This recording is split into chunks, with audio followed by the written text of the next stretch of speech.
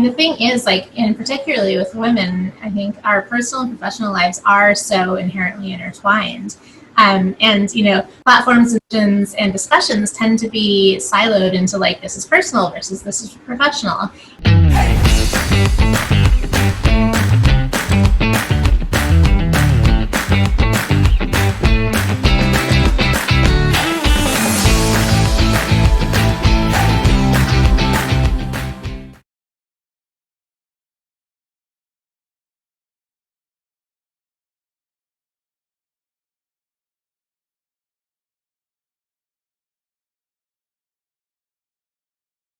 Rebekah Bastian, thank you for being on my show. How are you? I'm good. Thanks for having me. You're calling from Seattle, right? That's right.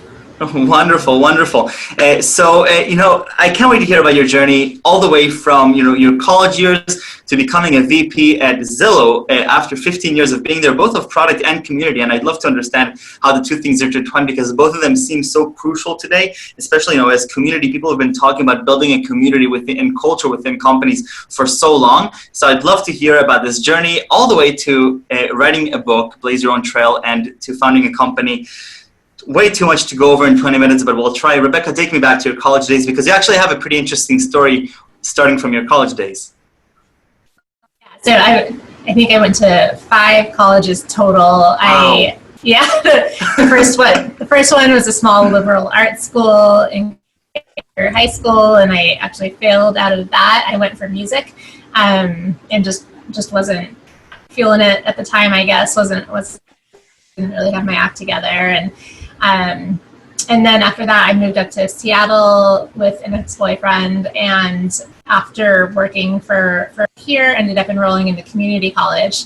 Actually, went to a couple different community colleges here, and then transferred into University of Washington for undergrad mechanical engineering, and then ultimately ended up also getting my master's in mechanical engineering from UC Berkeley. So a lot of educational Right. So, you know, on one hand, you're saying an entrepreneur and a published author, a VP at Zillow, one of the most well-respected companies and startups in the United States and the world, going to 5 different colleges and failing out of the first one. What was that about? What happened there? Well, you know, I think it's all part of the winding path. You know, that's something that I've certainly lived my whole life, is that it hasn't been linear, and it hasn't always been intentional, even, you know, where I ended up. But that's what I think is important to talk about. And, you know, I think when you dig into a lot of people that you might think are, you know, in successful places in their lives, it turns out that it's not always linear. And I think that being authentic about that has, like, so many times when we're in one of those kind of rough patches or screwing something up, or, you know, something's not feeling in our life, we look around and we see what seems like a bunch of really kind of polished end results, we can feel like we're getting it wrong because of that winding. So one of the things that I've tried to do in the conversations I have, and now in what we're building with OwnTrail, is really kind of embracing that winding journey, because it's not wrong. It leads to some really interesting places. Amazing. Okay, so before we go on to this winding path, non-linear career pathways, and overall mentorship within OwnTrail, I'd love to talk a little bit about your experience with Zillow. You know, Zillow, it's one of my favorite companies. I mean, I've loved the transition that's happened, and back at Stanford, I actually spent quite a meaningful time with some of the machine learning team to understand a little bit better about the Zestimate and what's happening there. But I'd love to hear, what was it like spending 15 years at a fast-growing company, going to be a VP of product and VP of community? So talk to me about the whole experience, but then also these 2 positions that you've held. Yeah, I mean, short answer, it was super fun. I was one of the first employees. It was startup when I started there. Wow. And which is exciting in and of itself. You know, living more of that again now in a different way. You know, we grew in some really meaningful ways. You know, also not totally whether we tried some things and, you know, kind of, you know, made some different turns in what we were building and how, but like a lot of it was just, you know, we had kind of guiding from the beginning in a really meaningful space to be working in, you know, around housing. And it was really fun to grow with the company. And, when I started there, I went for a few years before that, but I was still pretty junior in my career. And so I started as, pretty junior program manager, and then kept saying yes to things and raising my hand and trying new things and working on a lot of different areas of the product and starting initiatives, and, grew through into the VP of product role and loved that. It was really fun. But then what I ended up doing after a while, I started taking on just a lot of side projects that were really aligned with what I was passionate about. So that was really, thinking about how we create social impact in our building, and how we, create more diversity in our tech org, and how, we have this great culture from the beginning organically, but how do we foster that as we really grow into a bigger company? And so, right. What are some of the biggest memories that you've had? Like, looking at those 15 years, some of those the big aha moments or highlights that you've had within this incredible startup? Well, I think the biggest thing is the friendships. I ended up with just long friends there, and really incredible people that I have the honor of working with. The mobile apps were really cool. That was took on as a side project when the iPhone first came out. I worked with some developers on, what would be Zillow's first mobile app, and we just did it on the side for about a year.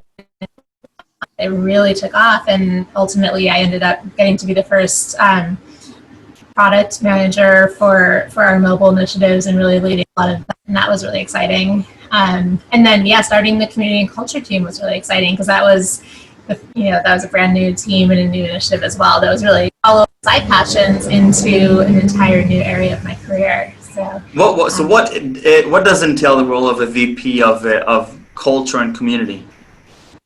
So the way that it basically I created this vision for what that team would look like, and was able to hire a really phenomenal around it. And the vision was really kind of had equity and belonging at its core. So from the ground up, it was really about creating equitable opportunities, and just basically they belong in the workplace, and from there kind of layering on the ways that we culturally engage with each other and in our communities.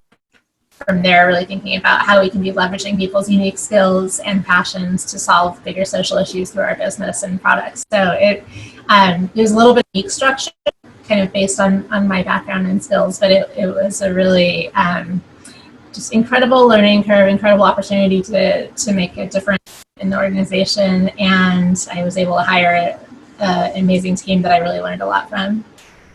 So the idea was that as VP of Culture and Community, this was internal within Zillow. How do you foster creative collaboration within Zillow? So what some insights can you share with me as a young entrepreneur and my friends who are watching this about creating a sustainable and healthy culture within a diverse community? Obviously today and throughout 2020, this whole notion of diversity and acceptance and culture has been so monumental to all of our lives and for everyone here. So what are some things that you learned throughout these years at Zillow that I can take on with me?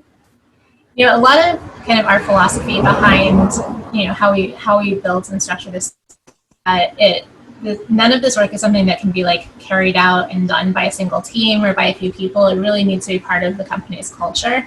And so we're really focused on creating pathways for engagement from employees. So it's really saying fortunately, we didn't have the problem of trying to get people excited about this work. Enthusiastic employee base who really wanted to do the right thing. That was part of our core values, and people really loved that. And so it was more about giving the path for people to use their unique skills and their passions and get involved in the way that kind of feels right to them, in order to everything from just everyone learning how to apply an equity lens to the business that they're doing, to people getting involved with leading our affinity works or culture committees, or working on social impact products, or all these different pathways for people to do that. And I think that's a methodology that probably applies to different companies, but also a lot of different community efforts. And anytime you have a group of people that are make change, then it's about kind of creating those pathways to do so in a way that really brings people together to create that change. Wonderful. Okay, so you go and you write your own book, and it's a different type of book, right? It's not just starting in page one and finishing on the last page and reading through the whole thing. You kind of jump around, and talk to me a little bit about this book and how that inspired you to then create your own venture, OwnTrail. Yeah, so the book, Blaze Your Own Trail, it's an interactive exploration of women's life paths. And so it uses the kind of choose your own journey format, which, is childhood choose your own adventure books, and which means that, you, the reader, are the person going through the story, and you make a decision at the end of each chapter that tells you where to go to next. So essentially the whole table of contents is this big decision tree, and wow. There's all these different pathways, there's 19 different endings. 19? 19 different endings to a book. Yeah. I have to say that I just finished writing a book myself that will be published hopefully in next week or the week after, and I could barely think of one ending, so I can't even imagine what it's like to think of 19. Well, and it's a non-fiction, so it should have been pretty easy. Well, congrats on finishing the book. That's super exciting.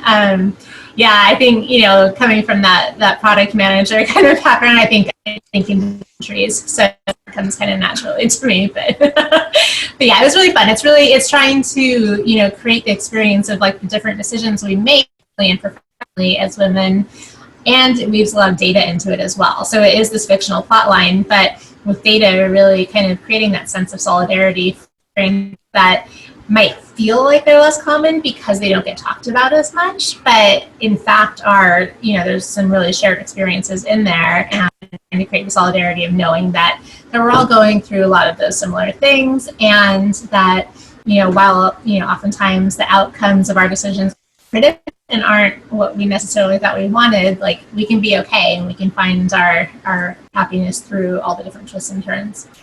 Wow. So how long did this whole process take from this idea of Blaze Your Own Trail until the day that it got published? So I wrote the first draft about 5 months.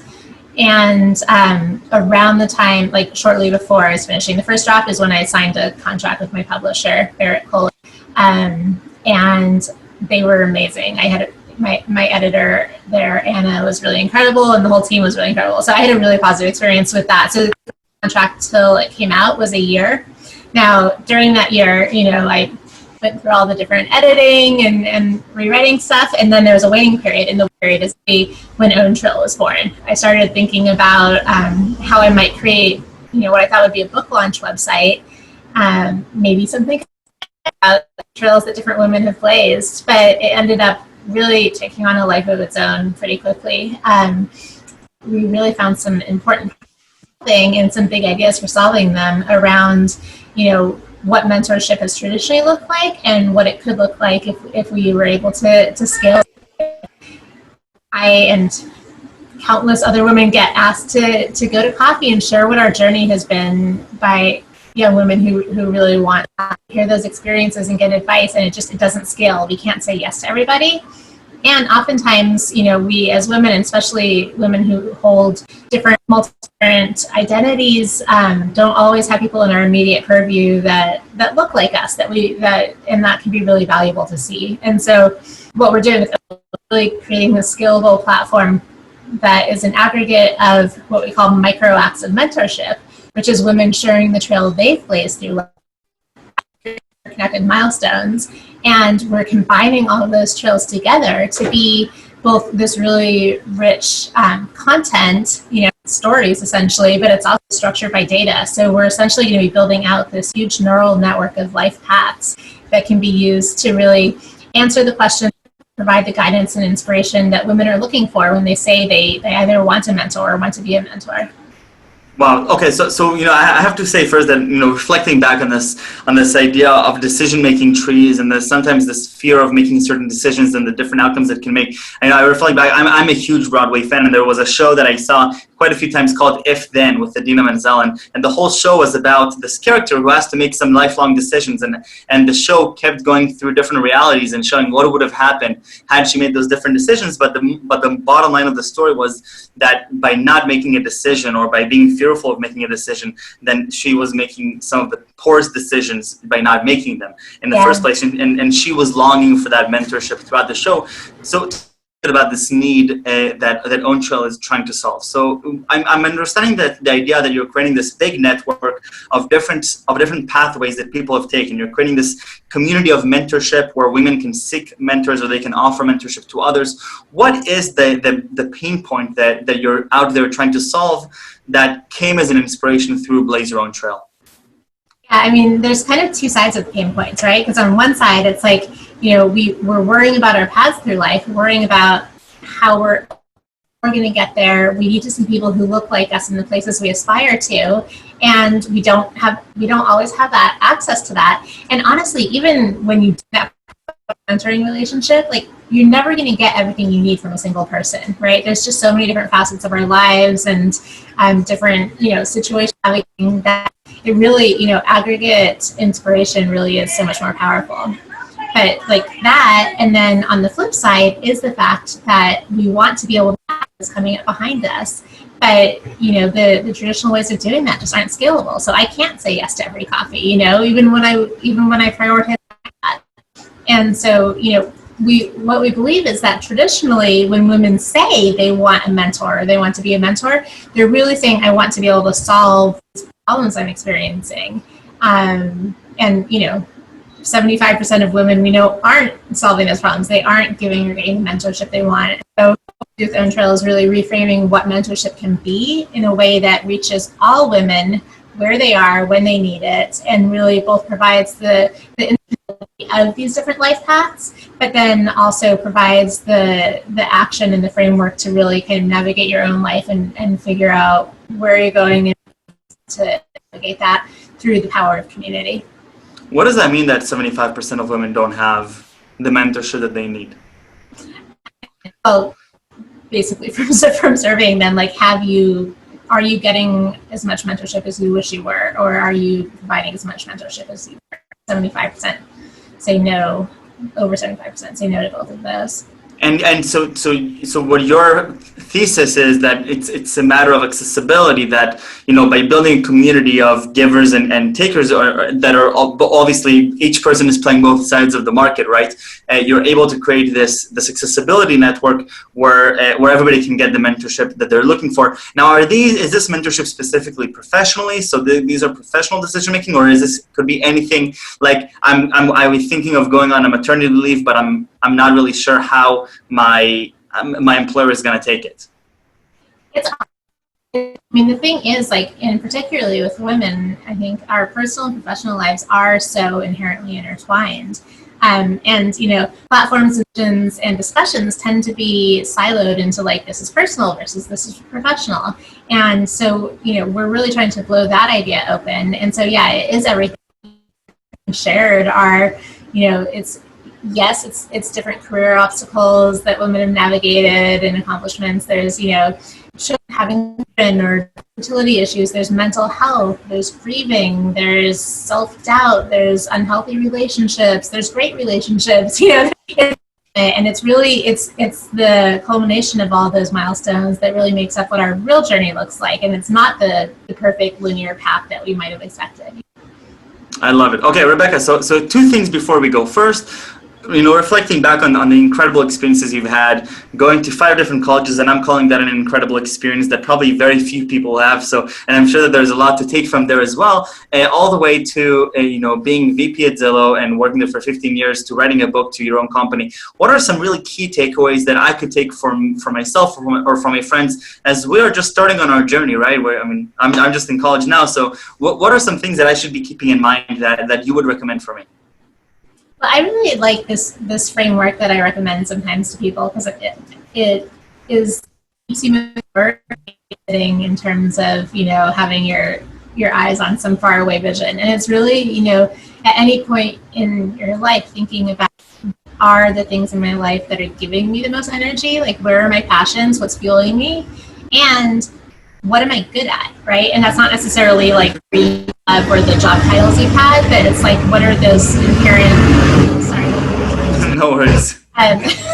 What are those inherent kind of skills you have?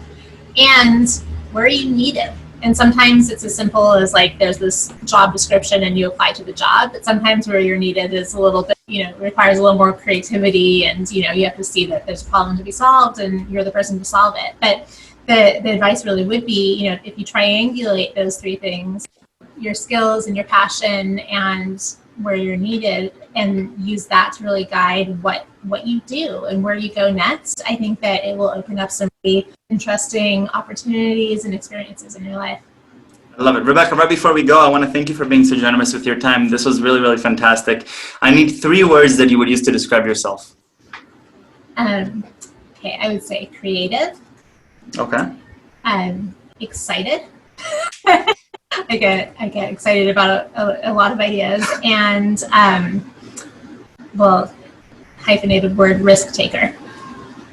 Creative, excited, and risk taker. I love it. Rebekah, thank you very, very much. OwnTrail, and blaze your own trail. And you also have a crowdfunding campaign that's active, and I believe it has a few days left. Well, by the time that this gets aired, it will already be over, but it'll be successfully over. And I think it's like right there, right? It's like right there.